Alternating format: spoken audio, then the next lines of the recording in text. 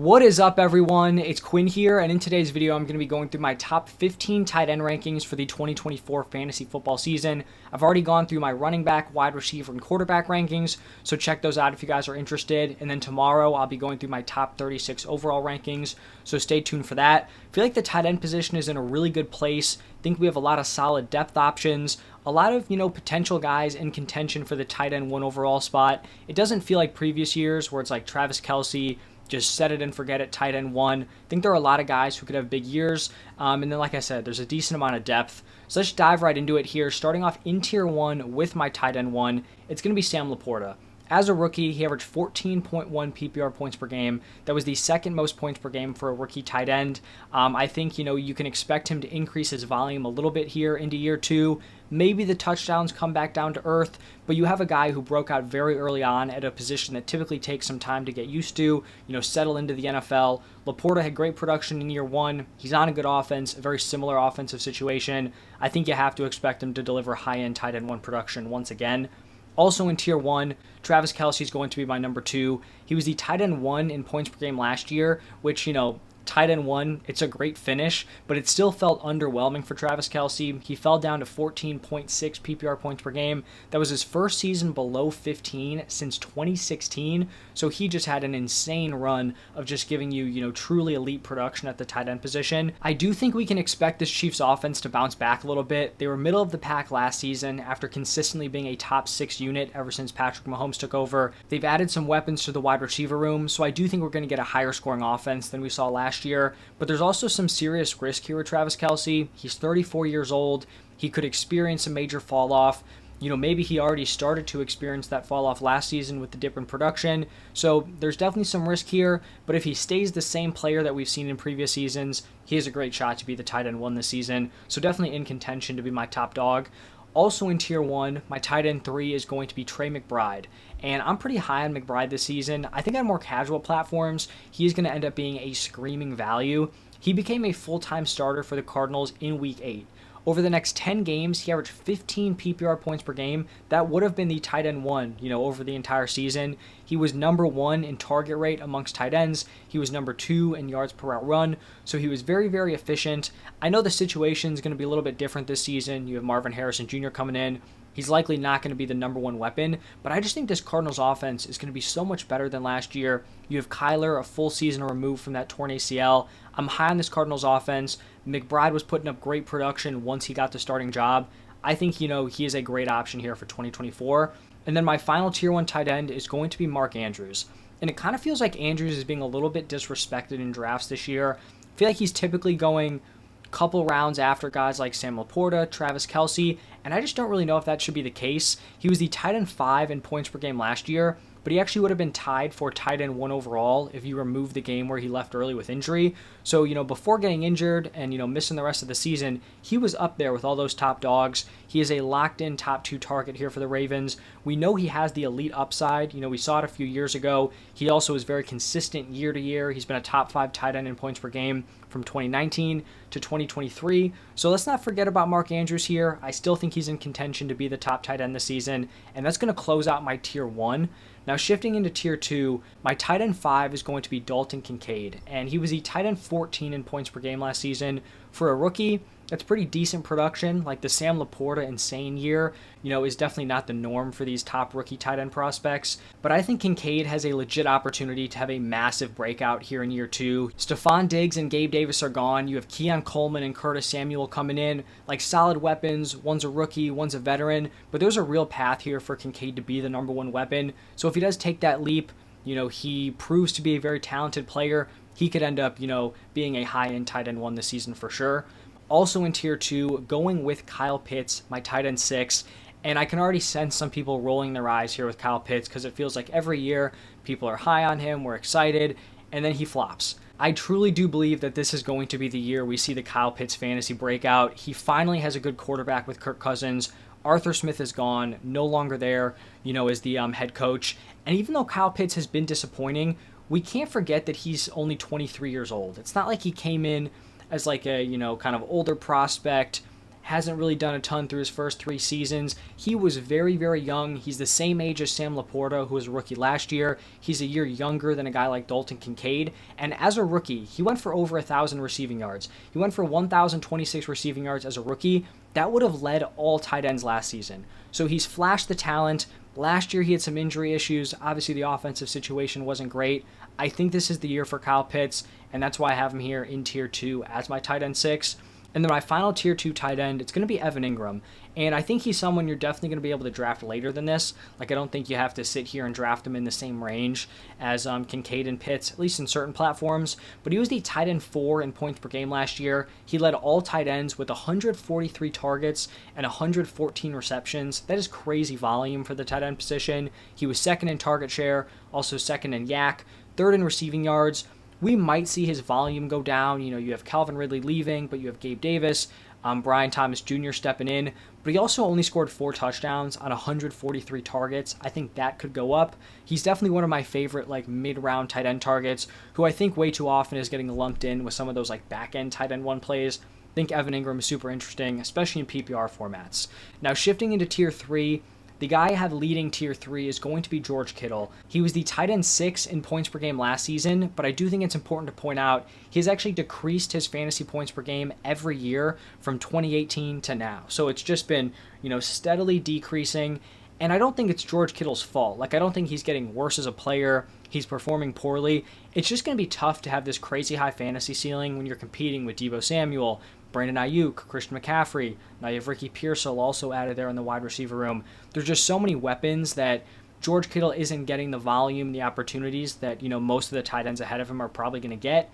So I think that's something we have to factor in here. I don't know if he's going to be in contention for, like a top 3 tight end finish. Could it happen if there are injuries around him? Sure. But I think at this point, we kind of just have to acknowledge the way Kittle's been trending for fantasy. And that's why I have him probably a little bit lower than most people.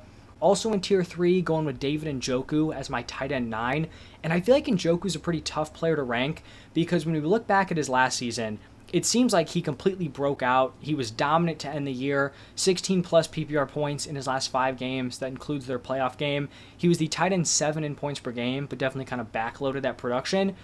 The issue is that the games where he was balling out, performing super well, those were not with Deshaun Watson. Those were with Joe Flacco. You have Deshaun Watson back at quarterback, and in the 5 full games that Watson played, Njoku only averaged 8.3 PPR points per game. So his splits, like with and without Deshaun Watson, were pretty extreme. If Deshaun Watson doesn't look better this season, isn't returning to like his pre-suspension, pre-sit-out form, then it's tough to see much upside here for Njoku. But if Deshaun Watson can figure it out, I feel like Njoku's already proven he has a pretty high fantasy football ceiling. He just needs that quarterback play to help him out. And then my final Tier 3 tight end, it's going to be Jake Ferguson. He was the tight end 10 actually in points per game last year. He was top 10 in targets, receptions, receiving yards, yak, and touchdowns. I think we could see, a bump in touchdowns this season. He had 5 last year, but it was on a team that led the NFL in passing touchdowns, and Jake Ferguson actually led all tight ends in red zone targets. So I don't think he's going to be someone who's delivering you like crazy volume seasons. He's not the best athlete. I don't think he's going to be like a top tier real life tight end, but I think he's in a great situation here. The Cowboys wide receiver room outside of CeeDee Lamb is pretty weak. He's clearly getting a lot of opportunities in this offense. He could hit big in a big touchdown season. So I think Jake Ferguson, a really nice back-end tight end 1 target. You're not going after one of those elite ceiling guys. Jake Ferguson, totally fine to throw into your lineup on a week-to-week basis. Now, shifting into Tier 4, only 2 tight ends here. The first one is going to be Brock Bowers. And this is where I start to feel like not super confident having these guys as my starter. Like, if I'm just punting the position, sure, like throw Brock Bowers in there. But in terms of guys where I'm like week 1, I feel good having this guy in my lineup, this is probably the cutoff where I'm no longer feeling fantastic about it. Bowers is definitely an elite prospect at the tight end position. The landing spot is just not great. Like I feel like pretty much everyone knows. He's likely going to have pretty rough quarterback play, and then he also has legit target competition. So it's not like bad quarterback play, but he's going to be the top weapon. You have Devontae Adams, Jacoby Myers, 2 very capable wide receivers there. I will say though, like, I think people are going to get, the Kyle Pitts comparison where top prospects going to not great situations, guys that, weren't performing for fantasy. Brock Bowers is a little bit different of a player than Kyle Pitts. He's not overly reliant on quarterback play. He's more of a guy where you just get the ball in his hands. He's going to make plays. He can take screen passes. He can take end arounds. He's not, relying on someone hitting him way down the field. He can win that way, but it's not like his, guarantee. So I think Brock Bowers will be fine. I just don't know what his upside is in this current offense. And then the other tier 4 tight end is going to be Dallas Goedert. I feel like he's just a fine, safe option at the tight end position. I just don't think there's any upside there. He's finished between the tight end 5 and tight end 12 in points per game from 2019 to 2023. Despite those consistent finishes, he has never hit a 12 PPR point per game season. So I don't think he's a terrible option if you wait at tight end, but he's definitely not someone I'm like reaching for, trying to, spend a early-ish pick on. Like, I'm not trying to pick this dude ahead of ADP because I just don't think he's a difference maker in your lineup. But if you throw him in there, you could do worse than Dallas Goedert.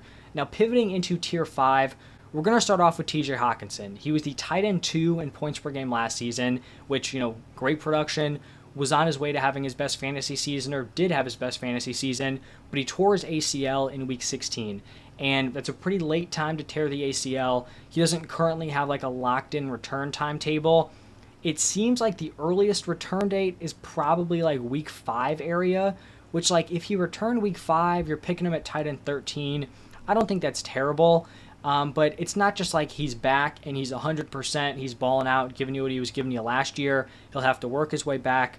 He may not be 100% for the entire 2024 season, and this is also a very different offensive situation than last year. Kirk Cousins is gone. You're going to have Sam Darnold or a rookie J.J. McCarthy.